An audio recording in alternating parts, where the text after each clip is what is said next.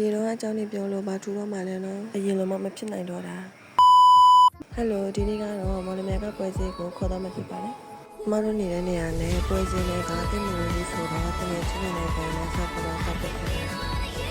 ကျမတို့ပါတဲ့ချိန်ကနည်းနည်းလေးစောနေပြီးတော့ချိန်တွေကတိတ်မဆက်သေးပါဘူးဒါကတော့ဘာဆိုင်ကောင်းလဲဆိုပြီးတိုင်နေကြတဲ့ကျမရဲ့တကယ်ချင်းတွေနောက်ဆုံးတော့အဲ့ဒီဆိုင်လေးကိုပဲသူတို့ရေးချက်ခဲ့ပါတယ်ဒီဆိုင်မှာဝယ်ခဲ့လားဆိုတော့မဝယ်ခဲ့ပါဘူးဈေးမေးပြီးတော့ပြန်ထွက်ခဲ့ပါတယ်နောက်တော့ဝတ်သားတုပ်ထိုးလေးစားပစ်ခဲ့ပါတယ်ဟိုးအရင်တော့ဆိုရင်တစ်ချောင်းမှ90ပဲ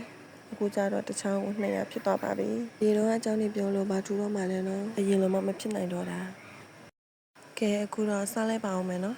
တော်တော်များများတော့ဝတ်သားတုပ်ထိုးကိုစိတ်ဆက်မယ်လို့ထင်ပါတယ်ကျမကတော့တစ်ဆိုင်လုံးကိုစားကျင်စိတ်တွေပေါက်နေပါတယ်လမ်းမှာကနန်းကျော်ဆိုင်လေးတွေ့တော့ကနန်းတစ်ကောင်ကိုအဆောက်ပြခေါ်သွားခဲ့ပါတယ်ဒါလေးကဘာလေးလဲသိကြလားယင်ဒီဘက်မှာတော့ရှက်ခူလို့ခေါ်တာပဲကဲနောက်ဆုံးတော့ပြန်ပါပြီနော်ဒီနေ့ဘလော့လေးကတော့ဒီလောက်ပါပဲအားလုံးကိုကျေးဇူးတင်ပါတယ်